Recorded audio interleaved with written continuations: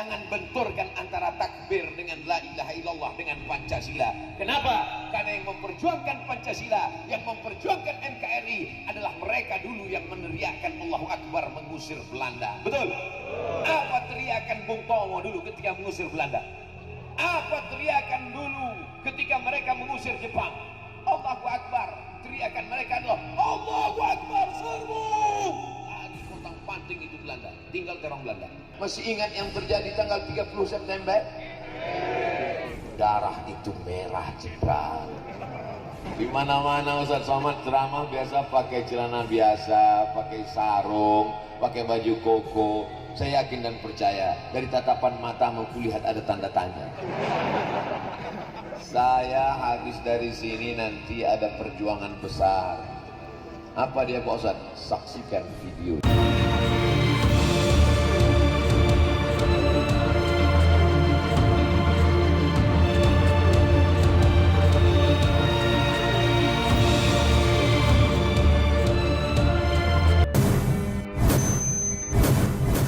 Ini dipersilakan malaikat.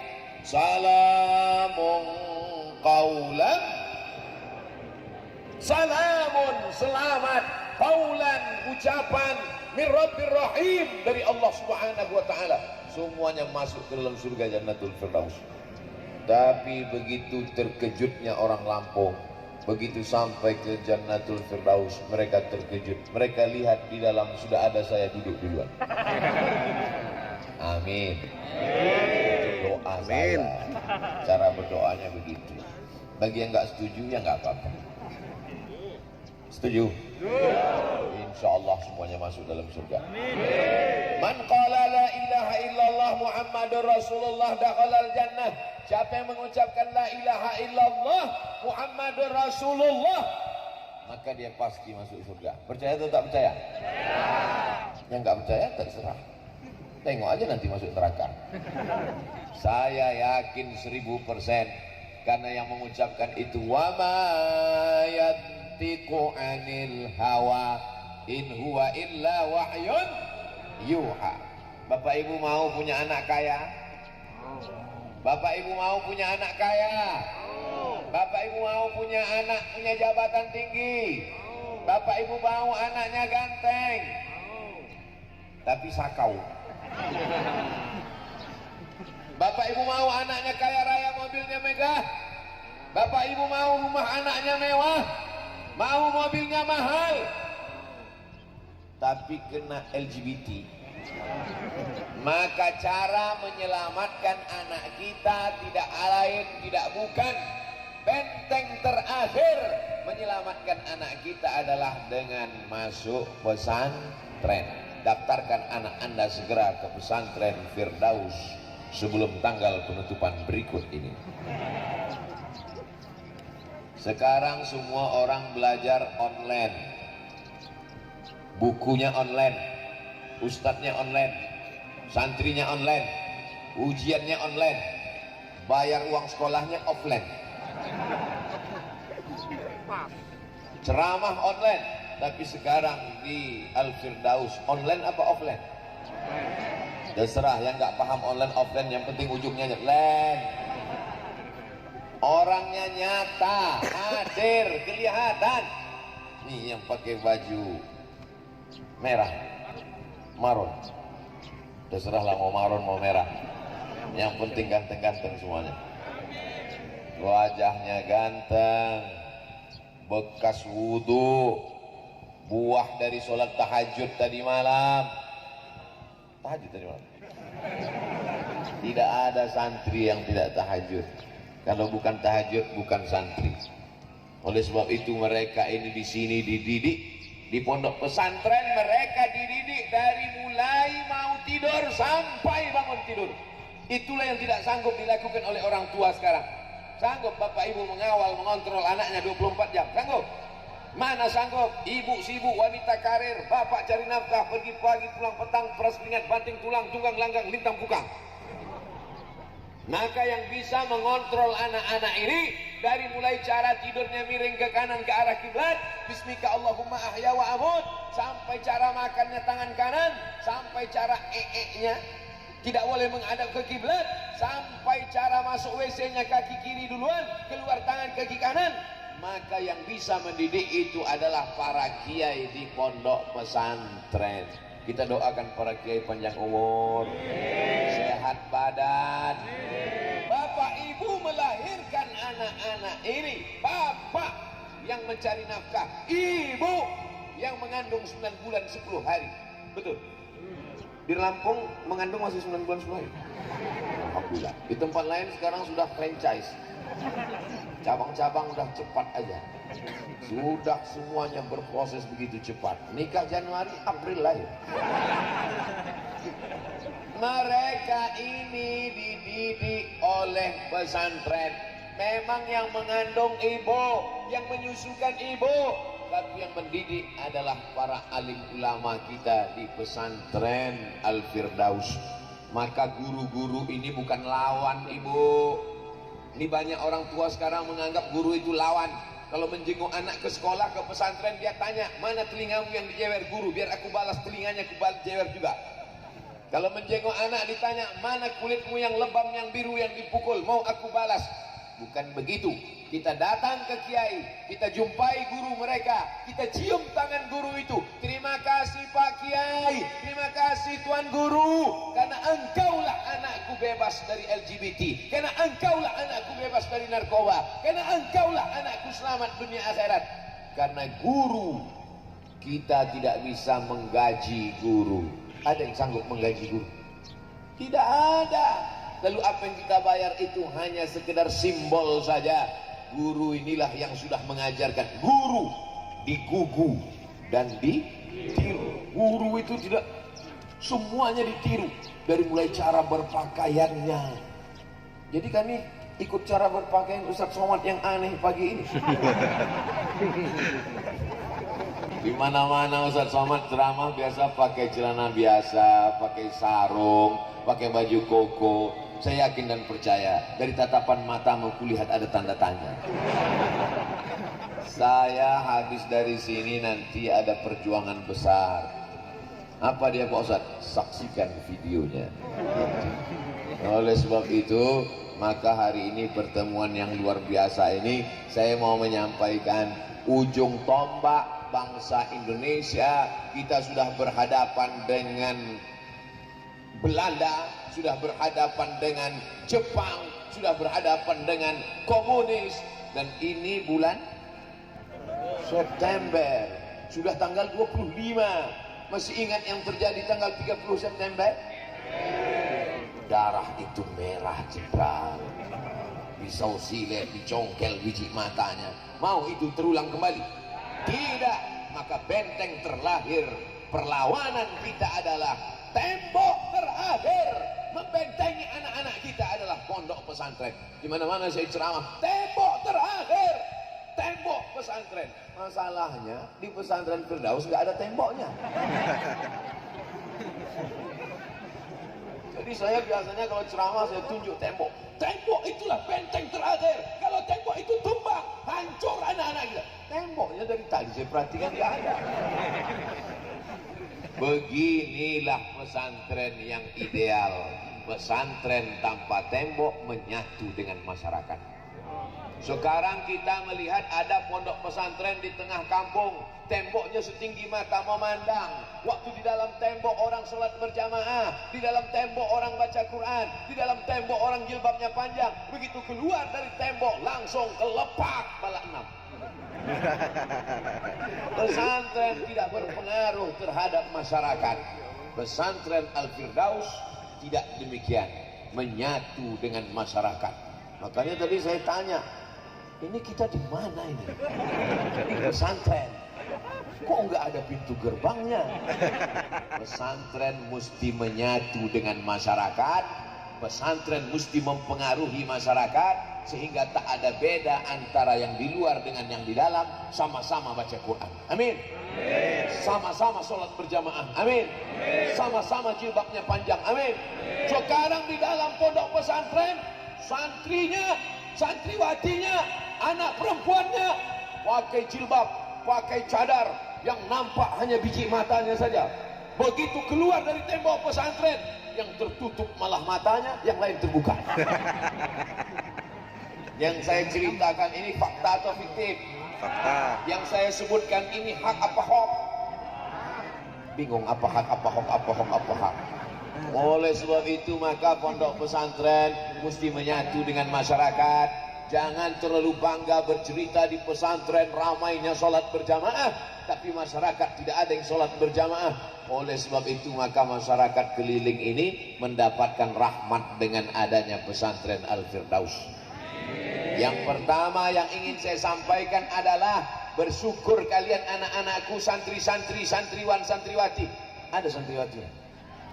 Karena saya pernah juga ceramah di pondok pesantren, santriwan, santriwati, bersyukur santriwati, hormati santriwati. Selesai acara pengajian, mohon maaf Pak Ustadz, di sini santri laki-laki semua. Makanya saya trauma, saya tanya dulu di awal.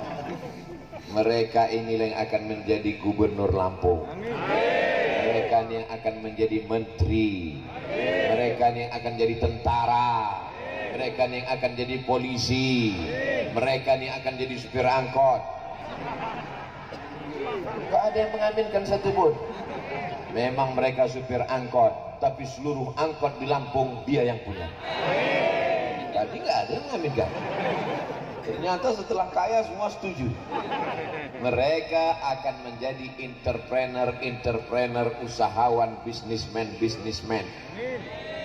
Anak-anak ini kita tidak tahu bakatnya apa. Maka dari sekarang, ada bakatnya kemana-mana, bawa obeng, buka bengkel. Entrepreneur, jangan paksakan. Kalau dia tidak mau sekolah, jangan paksa sekolah. Yang penting tamat pesantren, terserah setelah itu. Kau mau S1 nak? Iya, kita kirim ke Al-Azhar Kairo Mesir. Amin. Amin. Aku mau ngaji kitab nak? Kita kirim ke Darul Mustafa Hadramaut Tarin. Amin. Aku mau S2, S3, kita kirim kemanapun sejauh mata memandang, dia akan terbang. Di hari petang dia akan pulang membangun Lampung menjadi baldatun thayyibatun wa rabbun ghafur. Abdul Somad keliling ke sana kemari, keliling ke sana kemari. Nanti kalau mati gimana? Ya mati aja. Saya tidak akan pernah berduka kalau mati. Kenapa? Nanti kalau Ustaz Somad mati, siapa yang menggantikan? 1 juta anak Lampung akan siap menggantikan Abdul Somad. Betul? Nanti setelah mati. Jangan pernah takut siapa yang akan melanjutkan perjuangan ini di masa akan datang. Anak-anak muda yang sehat ini yang akan menggantikan kita semua Bapak Ibu. Kita ini semua akan mati. Diabetes, mati. Parah. Dan setelah mereka lulus jadi polisi dan tentara, tugas mereka dari Sabang sampai Papua, ada masjid-masjid yang selama ini ditinggalkan. Tidak ada lagi yang sholat di sana. Begitu mereka tugas di sana, mereka hidupkan mikrofon, mereka yang azan langsung. Tentara azan, komandan Korem, Allahu Akbar, Allahu Akbar. Itu kalau tentara yang azan. Semua orang kampung terkejut. Apa ini? Kenapa tiba-tiba musola yang selama ini kita tinggalkan ada yang azan? Mereka ngintip. Begitu mereka intip ada tentara lengkap dengan pistolnya sholat. Kira-kira penduduk kampung sholat atau enggak? Sholat, ketakutan semuanya. Disitulah kita bangga dengan anak-anak kita. Betul? Mereka akan jadi polisi. Mereka tugas di Kapolres, di Kapolda, di Polda, di Polres, jadi Kapolda, jadi Kapolres, sampai Polsek, sampai Babinsa, sampai di tengah masyarakat. Mereka yang mengajak membaca Al-Quran malam Jumat, mereka kumpulkan masyarakat, mereka baca Bismillahirrahmanirrahim, Yasin wal Qur'anil Hakim. Kira-kira masyarakat ikut apa enggak? Ikut semuanya masyarakat. Kenapa masyarakat ikut? Karena ada pistolnya guys. Bangga atau tidak kalau polisi dan tentara menghidupkan surau, langgar dan musola? Bangga atau tidak? Takbir! Tetap cinta negara kesatuan Republik Indonesia. Jangan benturkan antara takbir dengan la ilaha illallah dengan Pancasila. Kenapa? Karena yang memperjuangkan Pancasila, yang memperjuangkan NKRI adalah mereka dulu yang meneriakkan Allahu Akbar mengusir Belanda. Betul? Apa teriakan Bung Tomo dulu ketika mengusir Belanda? Apa teriakan dulu ketika mereka mengusir Jepang? Allahu Akbar. teriakan mereka adalah Allahu Akbar, serbu. Lari pontang panting itu Belanda, tinggal terong Belanda. Betul. Oleh sebab itu santri-santri ini harus semangat, harus sehat. Jadi jangan bayangan orang santriwan itu pakai sarung, pakai peci, gayanya lotoy leo, lunglai, lesu, gayanya mau mati aja. Santriwan santriwati adalah yang semangat luar biasa, betul? Sehat luar biasa. Nahu mantap, sorof mantap, balaghah mantap, ma'ani mantap, mantik mantap, bayangnya apa lagi? Tafsir ulumul Quran, tajwid arud qawafi, ulumul hadis, mustalah hadis, rijalul hadis. Tapi juga dalam kepalanya fisika, kimia, biologi, matematika, bahasa Inggris. Betul? Otak kiri, otak kanannya main. Nggak main otak main kan? Makanya anak pesantren itu anak yang paling pintar dan paling cerdas, karena dalam kepalanya macam-macam ada pelajaran. Cuman masalahnya orang sekarang kalau anaknya 3, mana yang paling bodoh itu dimasukkan ke pesantren. Bukan begitu. Mana anak yang paling pintar, mana anak yang paling jenius, mana anak yang paling cerdas, mana anak yang paling smart, itu yang dikirim ke pesantren. Itu yang akan memperjuangkan agama di masa akan datang. Betul? Kenapa perlu kalau bapak ibu punya anak 3, yang satu isi kepalanya 4 giga, yang satu ada 4 tera, masukkanlah yang 4 tera itu, 1 juta giga di kepalanya. Kenapa? Karena memang anak pesantren perlu space yang besar, karena akan dimasukkan ke kepalanya 30 juz Al-Quran. Amin. Akan dimasukkan ke kepalanya Sahih Bukhari 7.275 hadis. Nanti setelah itu akan masuk dalam kepalanya Musnad Ahmad bin Hanbal 40.000 hadis. Sehingga anak-anak ini ketika dipejamkan mata, nampaknya Al-Fatihah, Al-Baqarah, Ali Imran, An-Nisa, Al-Maidah. Bukan macam kita, begitu pejam kepala, nampak ayam pop. Saudara yang dimuliakan Allah Subhanahu wa taala, siap memasukkan anaknya ke pesantren? Siap berpisah dengan anak-anaknya? Bapak yang bilang siap, ibu belum tentu. Dia yang mengandung 9 bulan 10 hari, mereka yang menyusukan anaknya 2 tahun, berpisah dengan anak itu berat bilang.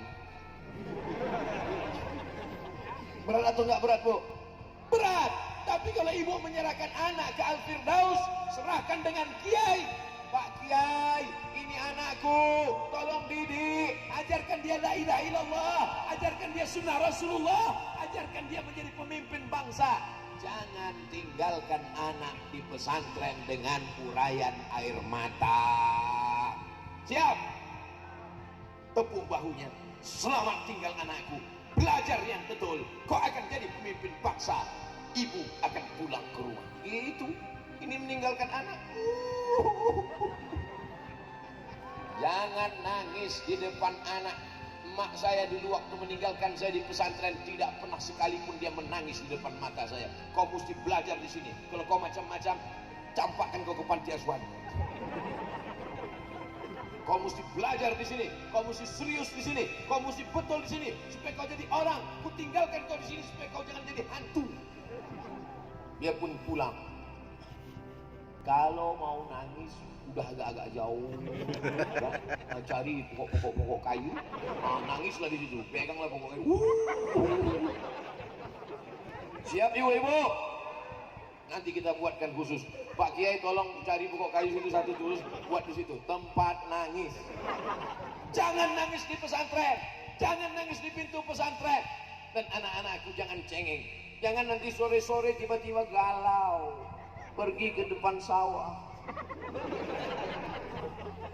Sore-sore menjelang maghrib kau pergi ke depan sawah, bukan cuma lalat yang masuk, jin setan hantu belau masuk. Oleh sebab itu yakinkan dirimu bahwa ayah dan ibumu adalah orang paling sayang kepadamu di dunia. Betul apa tidak? Sayang kepada anak bukan dibelikan motor. Ini banyak orang tua yang salah kaprah. Sayang sama anak, dibelikan motor, anaknya pun suka hatinya saja. Semua dicopot, lampu dicopot, lampu sein dicopot, kacanya dicopot, semuanya dicopot, knalpot dicopot, remnya dicopot. Akhirnya motor itu memanjat ke tiang listrik. Lewat di musola, Semua orang di sekolah mengutuk semuanya. Semua orang di sekolah mendoakan dia supaya mati semuanya. Ghairil maghdubi alaihim waladdallin.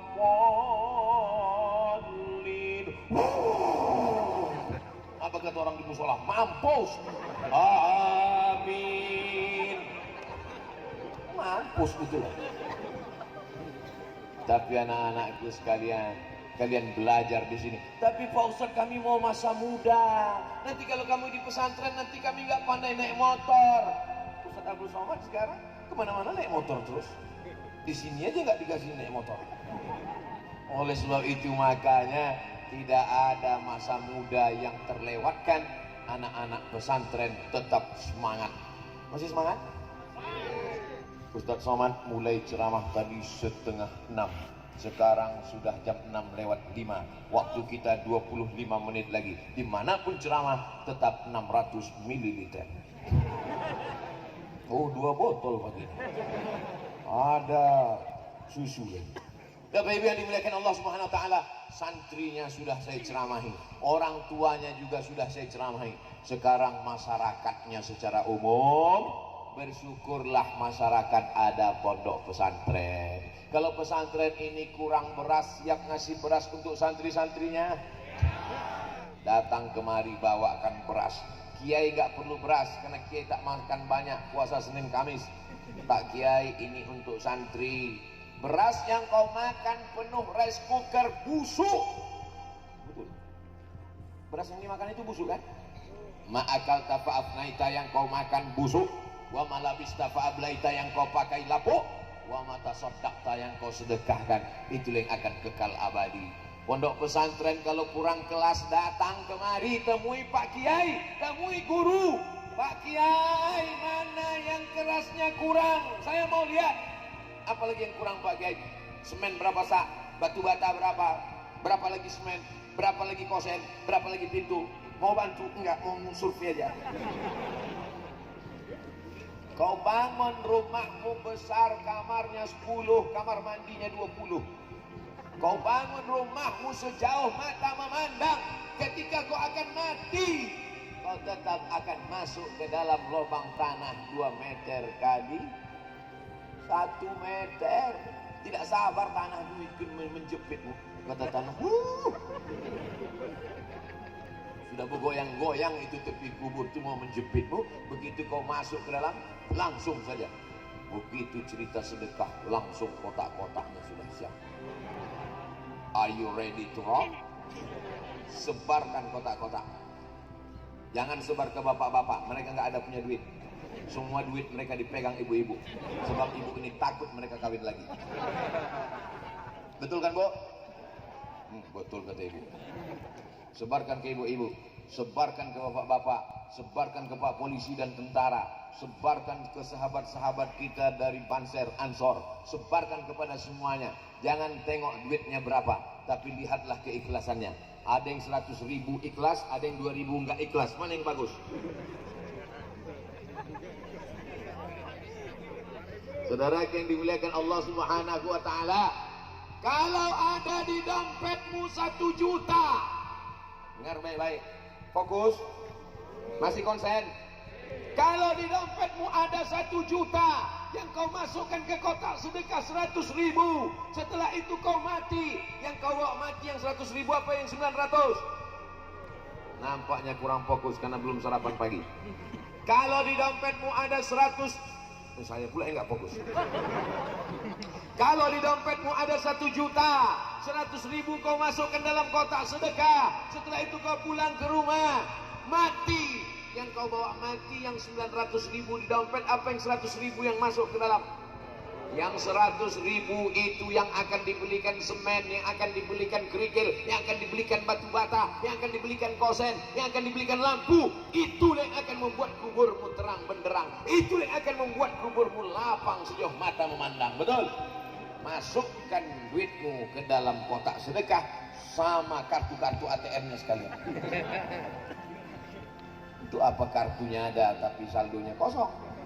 Saudara yang dimuliakan Allah Subhanahu wa taala, hari ini kau boleh tertawa jadi orang kaya, hari ini kau boleh ketawa jadi pejabat, tapi sampai masanya kau akan pensiun, sampai masanya kau akan stres, sampai masanya kau akan depresi, sampai masanya kau akan stroke mati badan sebelah, sampai masanya kau akan mati total, dan yang kau bawa hanyalah sedekahmu untuk pesantren itu. Betul apa betul? Betul. Ada yang bilang enggak betul? Enggak apa-apa, saya enggak marah. Cuma nanti pas kau mati, tengok aja lah. Malaikat maut akan mengambil martil palu besar.